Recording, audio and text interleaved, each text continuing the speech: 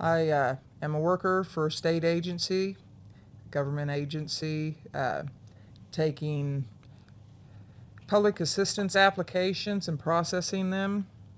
Recently, there was a pork plant that opened, and I know that other counties and different, not only this state, but others have chicken plants. You know, that seems to be the thing, you know, different types of packing houses that draw illegals because they'll work under assumed names. Actually, sometimes work under two different names in the same plant. And then they send the women into our county offices, state agencies, to apply for benefits. You don't even have a way of verifying that. If they say that there's no income coming in or the husband has been deported, typically when we ask where the husband or the boyfriend is or the children's father, they've been deported back to Guatemala or wherever, the country of origin. But there's no way for you to prove that. No There's way no to way for you prove to it. verify that. Other than every 9 months to 12 months when they're coming back in and they've got another kid and it's by the same person, it's kind of, well, they come back just long enough to get you pregnant and got deported again. And it almost becomes a joke, and even though it's not, but that's what's happening. We've got some households that are declaring there's no other income. They've got kids by the same guy year after year. And this has been happening at least the last few years in our county. But they're pulling in anywhere from $500 and $600 in cash benefits a month because they have multiple kids that are born in the U.S. And then they're bringing in hundreds and hundreds of dollars in food stamps.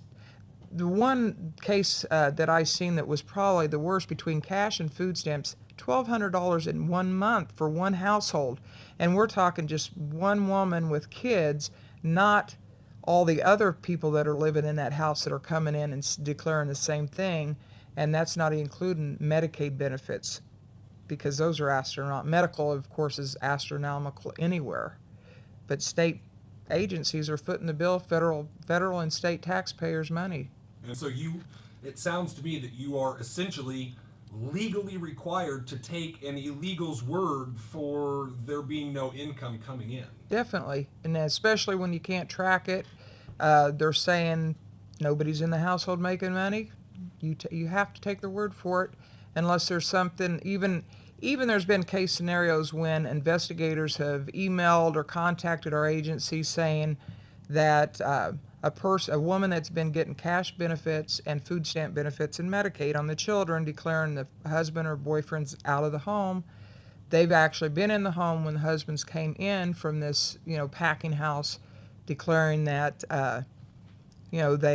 the husband said, I've been in the home the whole time, illegal, working under an assumed name and an assumed social, but the wife's been, declaring he's not in the home, receiving cash benefits and food stamp benefits, and there's nothing we can do other than we request verification. Case may close. They go to another county or another state, apply again, and the same process starts all over again. Are you allowed to report it when things like this happen in your office? Is that something you're allowed to report to the law?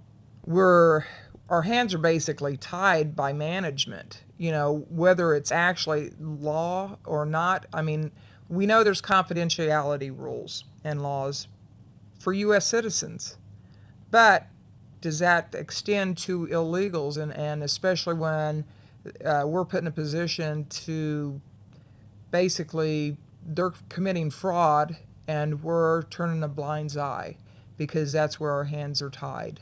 So the management has essentially informed you that because of confidentiality issues, you're not allowed to report this to the government, even though they are breaking major government laws and sometimes several of them. Yes, basically. Yeah, I don't know who they are, where they came from, what their true intentions are here, other than they're coming in, reaping the benefits of taxpayers' money, and they've never contributed to the community. And how do you feel about that in relation to your job? Makes me not like my job. I've been at this job for a number of years, and only in the last few years when we were over inundated with illegals. It used to be just a sprinkling once in a while. If you had one in a 6-month or a year period in the whole entire office, it was a rarity. Now it's a daily thing, every day, all day long.